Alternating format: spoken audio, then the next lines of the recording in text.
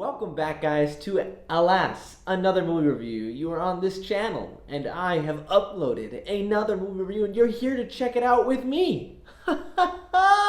Thank you for joining, and today we're going to be talking about Licorice Pizza.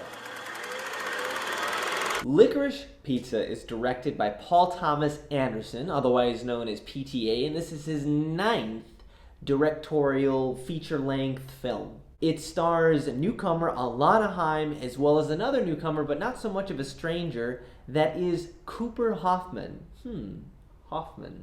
That's right, that is the son of the late, great Philip Seymour Hoffman, here starring alongside Alana Heim, as well as many other wonderful actors, with some appearances by the likes of Sean Penn and even Bradley Cooper. This film was highly anticipated for me, and I was quite excited to see it, as this is, as I said before, the 9th PTA film, but it is not the first one that I've reviewed on my channel. If you want to go check out my review for Boogie Nights. This film is about our two principal characters played by Alana Heim as well as Cooper Hoffman, who go about the San Fernando Valley in the 1970s, getting into shenanigans in and around that area in LA. It is somewhat of a romance and a coming-of-age story or adolescent story, but I'd say at the end of the day, it really is a hangout movie.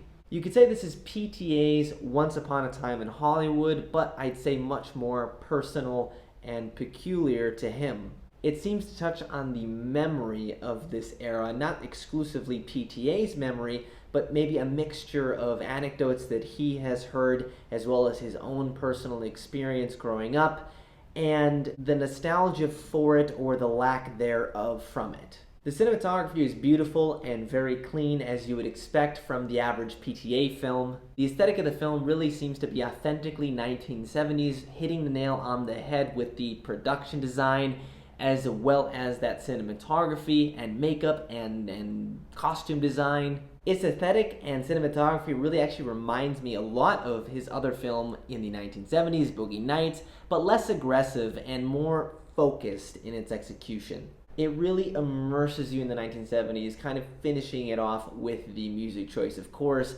which feels very much so all from the era. The pacing here was very fast, I would say all the way up until we got maybe about the midpoint of the film, maybe a little bit past the midpoint, where I do think that it did slow down a little bit for me, but regardless, it still maintained my attention, captivated me, and kept me engaged. I really adore the acting from both of our newcomers here, Alana Heim and Cooper Hoffman, who really seem to flourish underneath PTA's direction. They have great chemistry together, and it generates this subtle electricity that really just propels the film forward.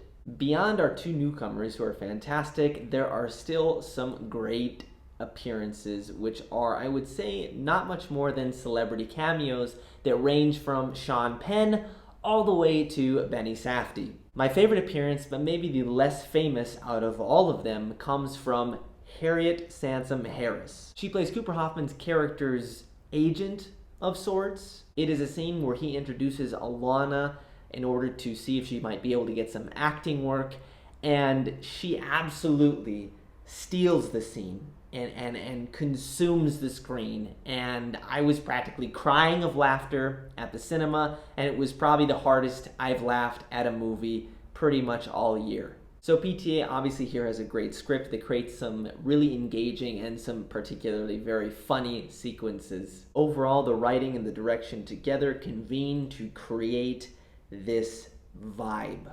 This movie really is a vibe, and that's why I draw that parallel between Once Upon a Time in Hollywood and this.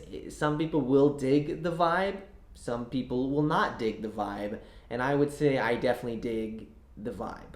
I found Licorice Pizza to absolutely be one of the best films of the year of 2021, and one of the stronger entries into his filmography. Yet, like I mentioned before, toward the end of the film, or the second half, or even the last third of the film, where we start to get involved with Benny Safdie's character and that subplot, it starts to lose a little bit of steam. A lot transpires in this movie, and it does meander just a little bit, although I do believe all of it was very intentional. I just think it wasn't quite as focused as some of his other projects like There Will Be Blood, or The Master, or even Phantom's Thread, and it did lack some of that really strong, energetic filmmaking that we saw in Boogie Nights. Still, I believe it wasn't pretending to necessarily be any of those other films. I think it accomplished what it's looking for, and it's not pretending to be anything else than what it is. It is a vibe, and I absolutely dug it myself, and if you liked any of his other previous films, I'm sure you will like it too. I strongly recommend Licorice Pizza for any cinephile or anyone who's just looking for a movie that they can kind of chill out and just vibe with. You dig? Can you dig it? I will give Paul Thomas Anderson's 9th feature film, Licorice Pizza, an 8 out of 10. Thank you guys so much for watching. Let me know what you guys thought about Licorice Pizza in the comments below. If you haven't seen it yet, let me know what is your favorite Paul Thomas Anderson or PTA film. Also, if you guys enjoyed this video, like it. If you enjoy my videos, subscribe, comment, share it. I really appreciate it. And as always, I will see you guys in the next video. Oh my gosh. Fuck you, bitch! Aesthetic. It's